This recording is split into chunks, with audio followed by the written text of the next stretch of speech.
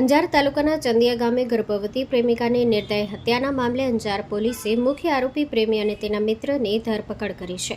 લગ્ન કરવા દબાણ કરતી કિશોરી પ્રેમિકાને રસ્તામાંથી દૂર કરવા માટે બંનેએ મળીને પૂર્વ યોજિત રીતે ગુનો આચર્યો હોવાનું તપાસમાં બહાર આવ્યું છે. પોલીસ મુજબ રાજેશ ભીખાભાઈ રબારી રહેવાસી ચંદિયાને ગામની સીમમાં ઘેટા બકરા ચરાવવા જતી એક કિશોરી સાથે છેલ્લા 1 વર્ષથી પ્રેમ સંબંધ હતો. કિશોર વય દરમિયાન આરોપીએ તેની સાથે શારીરિક સંબંધ બાંધતા યુવતી ગર્ભવતી બની હતી. ત્યારબાદ યુવતીએ લગ્ન કરવા માટે દબાણ વધાર્યું હતું, પરંતુ લગ્ન કરવા ઈચ્છા ન હોવાના કારણે રાજેશે પોતાના મિત્ર રાહુલ રતાભાઈ રબારી રહેવાસી મખિયાણા મૂળ મેંદિયાળા સાથે મળીને યુવતીની હત્યા કરવાનો પ્લાન બનાવ્યો હતો. પોલીસના ટેકનિકલ સર્વેલન્સથી બચવા માટે આરોપીએ ઇન્સ્ટાગ્રામ પરથી યુવતીને સંપર્ક કરી ભાગી જઈને લગ્ન કરવાની વાત કહી મધરાત્રે ગામની સીમમાં બોલાવી હતી. યુવતી પહોંચતા તેને ભલોટ ગામના રોડ નજીક આવેલા પાણી ભરેલા અવાવરૂ કૂવા પાસે લઈ જઈ અચાનક ધક્કો મારી જમીન પર પાડી ગળું દબાવી હત્યા કરી દીધી હતી. બાદમાં લાશ સાથે સિમેન્ટનો બ્લોક બાંધી કૂવામાં ફેંકી દીધી હતી. આ મામલે મૃતકના પિતાએ અંજાર પોલીસ મથકે દીકરી ગુમ થયાની નોંધ કરાવી હતી. પીઆઈ AR ગોહિલે તપાસ હાથ ધરતા હ્યુમન સોર્સ અને પૂછપરછના આધારે રાજેશ સુધી પહોંચી